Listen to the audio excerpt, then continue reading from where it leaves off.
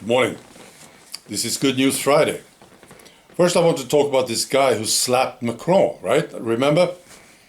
Yeah, Macron, he was feeling good and he saw this crowd and he walked over there and he said, you know, these people love me. I will walk over there to shake their hands. And the first thing that happened was that somebody slapped him in his face. Yeah. Now they asked the guy who did it, why did you slap him? And he said, his lying face filled me with disgust. Yeah. So it sounds like it was a spontaneous thing. Yeah. It didn't plan this. So Macron is coming over to him and he gets this impulse to slap him, and he did. Yeah. Well, I can relate to this guy. Yeah.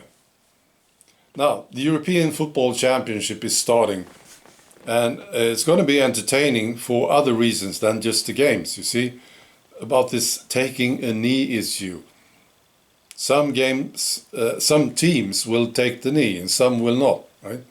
And there's going to be a very good discussion about this, because people will wonder what's going on, you see. Now the Scottish team announced that they will not be taking the knee. This is great. Yeah. And the Scottish team is part of Group D. And these are the teams in Group D. It's Scotland, England, Croatia, and the Czech Republic. Right? And the only team who will be taking a knee is the English team. So people will ask questions about this. Yeah. I think it's going to be embarrassing for you guys in the UK. Yeah. I wouldn't turn on the TV until the actual game started, so you don't have to watch this. Very embarrassing, isn't it? Yeah. But it's going to be good, you see? Because people who have their teams taking the knee, they will ask why the others are not, and vice versa. And there's going to be a discussion, which is always good. Yes. Right.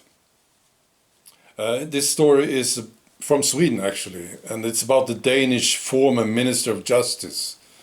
His name is Søren Pape Poulsen, and he was interviewed by the Swedish public service media, which is very politically correct. It's extreme, yes, right?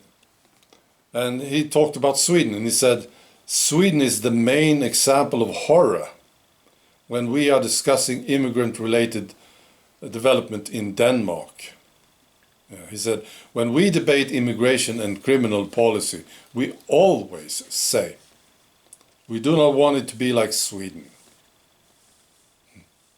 Yeah, and he told this story, right? There was this Swedish journalist who was talking to him, and the journalist said, well, there was actually a minister here in Sweden who said that there might be a connection between high immigration and crime.